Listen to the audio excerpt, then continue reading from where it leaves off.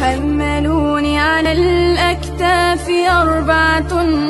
من الرجال وخلفي من يشيعني،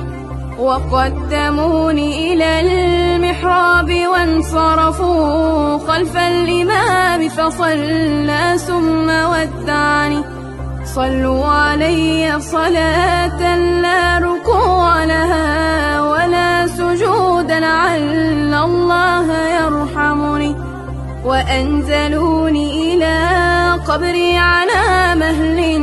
وقدموا واحدا منهم يلحدني،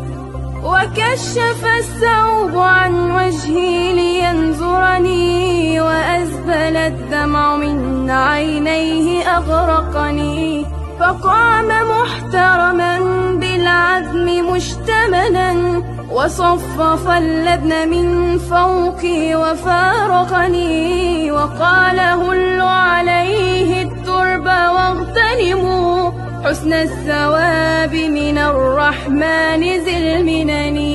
في ظلمة القبر لا أم هناك ولا أب شفيق ولا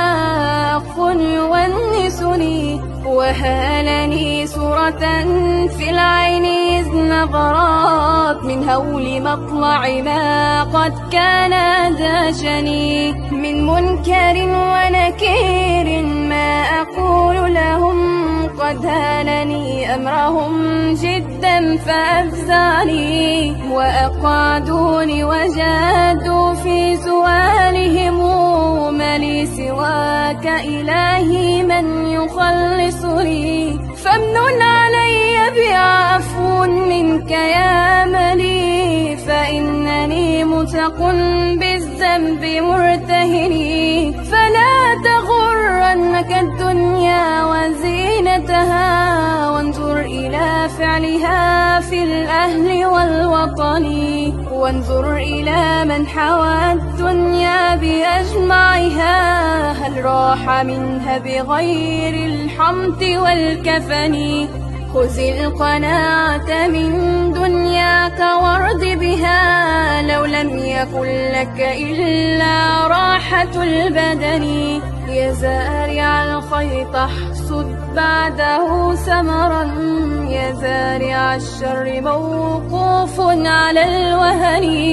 يا نفس كف عن العصيان واكتسبي فعلا جميلا لعل الله يرحمني، يا نفس ويحك توبي واعملي حسنا،